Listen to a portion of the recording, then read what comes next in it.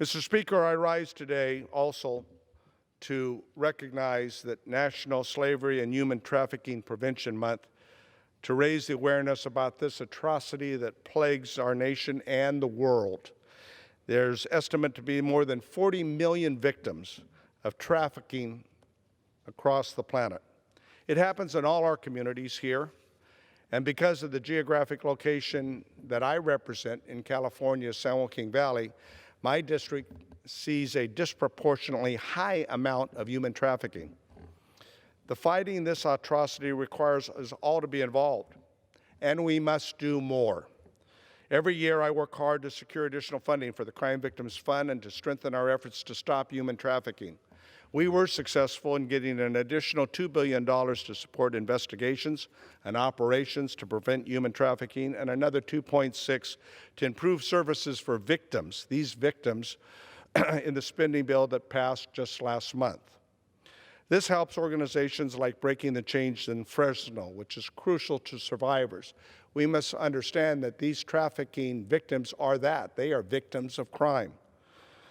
We also need to bolster our efforts to prevent this from continuing to occur, from supporting law enforcement efforts to holding perpetrators accountable, to educating our children about the dangers, especially in this day and age when the internet, sadly, is oftentimes a tool for traffickers. It's estimated that less than 1% of the survivors of human trafficking cases are identified. That's an astounding number, I think. Less than 1% of the survivors of human trafficking are actually identified. Last year, as co-chairs of the Bipartisan Crime Victims and Justice Caucus, which I helped found with Congressman Ted Poe, Congressman Pete Olson and I introduced a resolution to the House to prevent and eradicate and raise the awareness of human trafficking as today's modern slavery. It calls for the federal government to coordinate efforts to fight human trafficking between agencies and with state and local governments and other organizations that are out there that are trying their best.